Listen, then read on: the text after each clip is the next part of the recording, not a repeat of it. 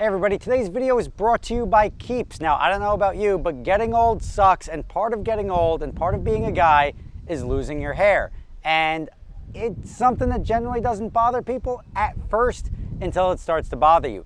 And that's where Keeps comes in. The best way to prevent hair loss is to do something about it while you still have hair left. You used to have to go to the doctor's office for your hair loss prescription. Now, thanks to Keeps, you can visit the doctor online and get hair loss medication delivered right to your home. They make it easy and deliver your medication every 3 months so you can say goodbye to the pharmacy checkout lines and awkward doctor visits. Find out why Keeps has more 5-star reviews than any of its competitors and why nearly 100,000 men trust Keeps for their hair loss prevention. So for a special offer, visit keeps.com/SSR. I put a link right below in the description. That's keeps.com/SSR.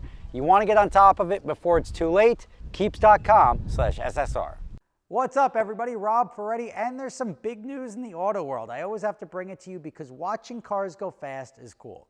And this car here is impressively fast, but you know what it's not as fast as? Well, there's a couple of them. But notably the SSC Tuatara, and that car just broke the, I don't know, a bunch of records, but it just did a 331-mile-an-hour pass in the desert of Nevada. Now, there is an unofficial, it's the official place, but the unofficial place, because it's a public road, that rich people have been renting out and testing out these vehicles. Koenigsegg went out there and averaged, I forget what it was, but it was really fast. It was like plus minus 300 miles an hour. And actually, no, 286, I think Koenigsegg was. So like just a lowly 286 was their average speed. But the Tuatara just did 331 in one direction, came back in the other direction. That's how you get your Guinness certification, is you have to do it both ways, so you can't just go downhill. It did it in both directions, averaged 316 miles an hour. Let's just mic drop that because I think we should stop there, right? Like before somebody gets hurt. 360 miles an hour on a public road, testing the tires, testing everything. And it looks something like this. This is a Top Gear video with multiple cameras there. We had Stradman there. You had plenty of coverage. You didn't need me out there. But here's a quick video, and I'll tell you about it in a second.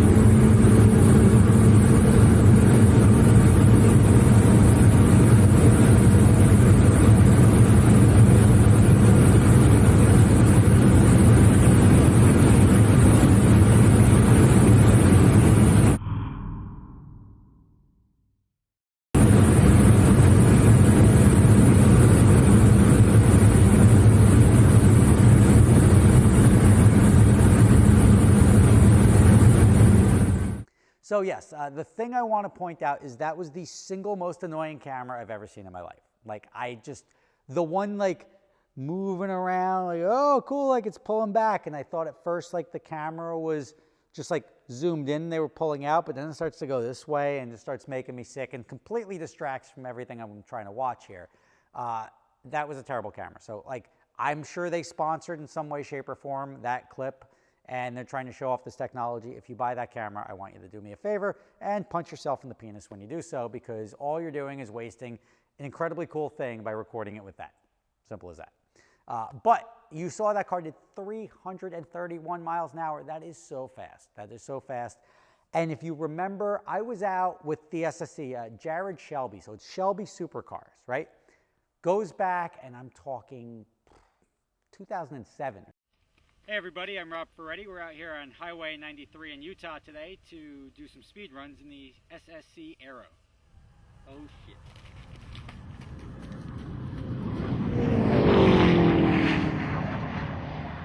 I was out in the desert with them outside of Wendover, Utah, or Nevada, wherever that is.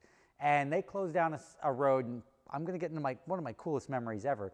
They closed down a road to shoot the SSC Ultimate Aero. And there we were doing like 230 mile an hour passes, which 230 now is like, yeah, we do that in a quarter. And that shows you how fast cars have gotten.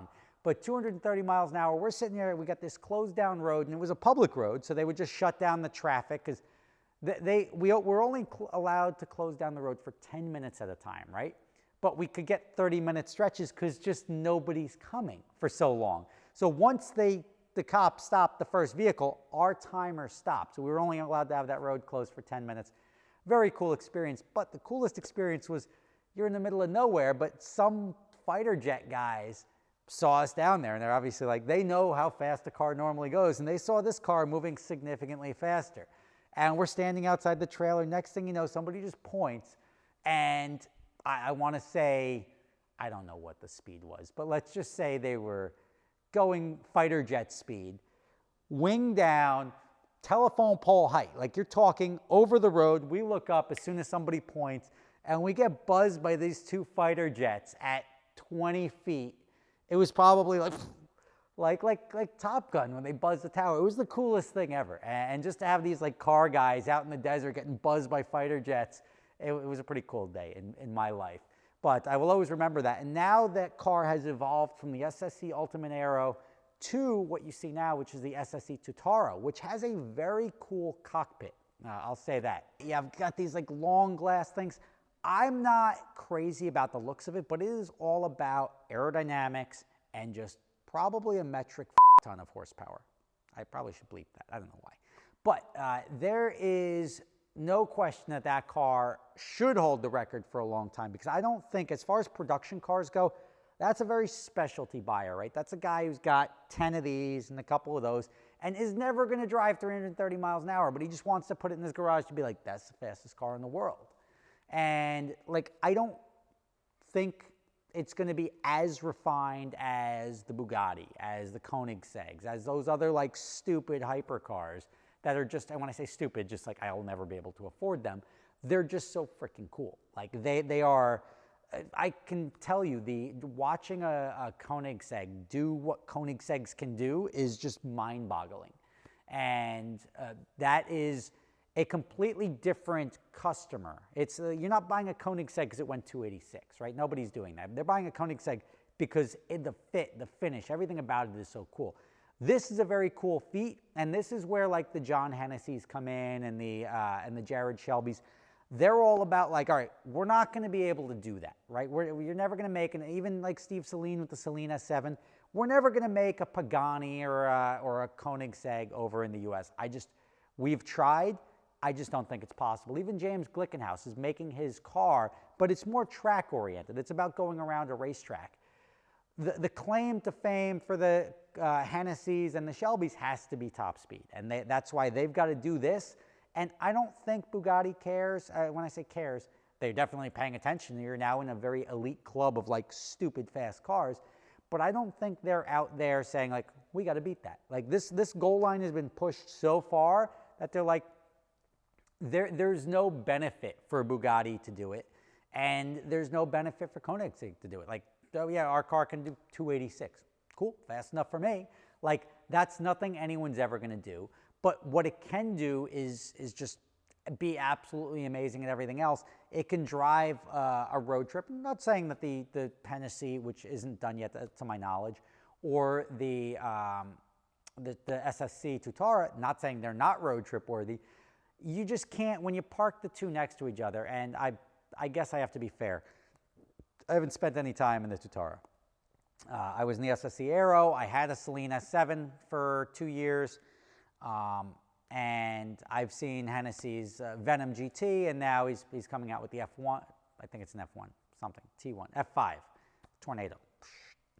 But you take these cars, and they're very nice. They've spent a lot of money creating a nice luxury interior, but it's just, you can't compare it to like the work of art that a Pagani is. Horatio makes these like amazing cars. They look amazing. And even Pagani, you'll never see Pagani touting any of its track capabilities or anything like that. It's art. Horatio is selling you a piece of art that looks cool, sounds cool, and goes quick, but it's not going to set any records. Koenigsegg is just going to be like, I am probably better off making anything else, but I really like cars.